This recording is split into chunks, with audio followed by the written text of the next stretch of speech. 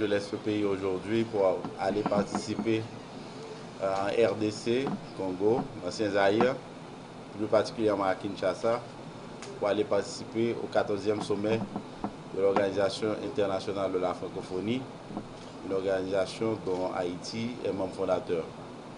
Il s'agira d'un sommet de chefs d'État et de gouvernement. Je ne fais que précéder le chef d'État qui va effectuer le déplacement au cours de la semaine pour nous rejoindre.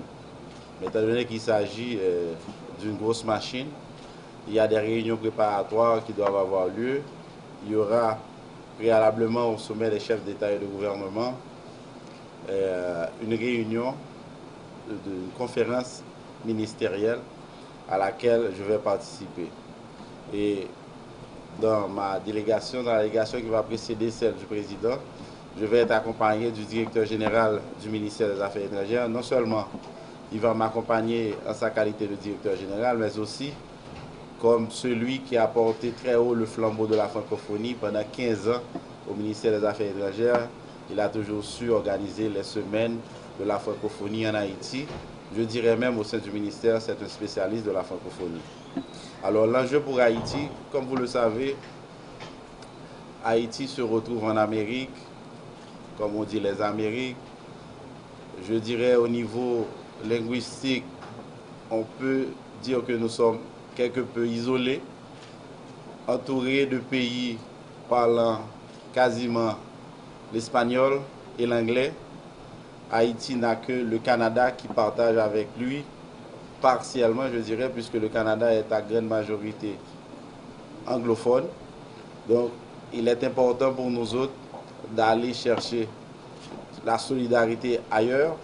Voilà pourquoi non seulement nous sommes membres fondateurs, mais nous maintenons une relation serrée avec les pays qui partagent avec nous la langue française. Mais comme vous le savez, ce n'est pas seulement la langue c'est un vecteur culturel. Il y a beaucoup d'autres éléments qui rentrent dans cette organisation qui de plus en plus s'est transformée non seulement comme institution à caractère culturel, mais il y a une dimension politique aussi et au niveau de la francophonie aujourd'hui, puisqu'il rentre dans la supervision d'élections, renforcement institutionnel, etc. Voilà pourquoi nous estimons qu'il est important pour Haïti d'être présent sur toutes les tribunes. Depuis l'accession de ce gouvernement, plus particulièrement du président de la République, son Excellence Michel Martelly à la présidence, il fait de l'éducation quelque chose de très important. Alors, nous savons l'importance que joue la francophonie au niveau de l'éducation.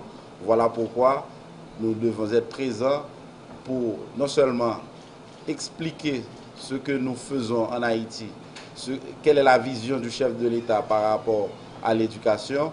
Il est tout aussi important pour Haïti de retrouver sa place sur la scène internationale. Voilà pourquoi, et dans cette tribune, nous allons porter très haut le flambeau d'Haïti, essayer de partager avec eux les expériences que nous sommes en train de faire ici et aussi tirer les expériences des pays francophones. Il s'agira de la présence quasiment de 56 pays francophones. Il y aura d'autres pays observateurs. Quasiment, il y aura 70 pays qui seront présents au cours de ce sommet.